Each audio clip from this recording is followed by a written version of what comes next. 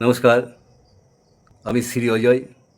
জ্যোতিষের সূক্ষ্ম বিষয়গুলো নিয়ে আলোচনা করে থাকি। হাতের সূক্ষ্ম রেখা নিয়েও আমি আলোচনা করে থাকি।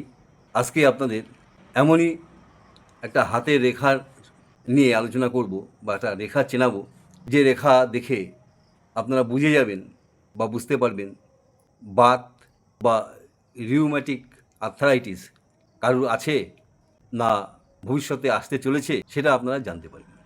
দেখুন এই হাতটা, এই হাতে এইটাকে বলে ভাগ্যরেখা। এই ভাগ্যরেখা দেখুন দুটো ভাগে বিভক্ত হয়ে গেছে।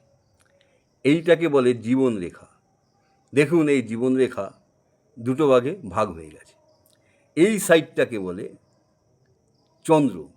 এই চন্দ্রর ক্ষেত্রে দেখুন স্টার চিহ্ন রয়েছে এবং এই চন্দ্রের ক্ষেত্রেই ছোট ছোট অসংখ্য রেখা রয়েছে। আবার এই বৃহস্পতির ক্ষেত্রে দেখুন ছোট ছোট অসংখ্য রেখা রয়েছে। এই রকম রেখা যদি আপনি কারুর হাতে দেখতে পান, তাহলে আপনি 100% নিশ্চিত হয়ে যাবেন এই ব্যক্তি বাত বা রিউম্যাটিক আর্থ্রাইটিসে সে ভুগছে। আর যদি না ভুগে থাকে, ভবিষ্যতে সে ভুগবে। আর সে যদি আগে থেকে প্রিপারেশন নিতে থাকে বা নিয়ে নেয়, তাহলে কিন্তু ভবিষ্যতে বাতের যে কষ্ট, তার থেকে অনেকটা রিলিফ পেতে পারে।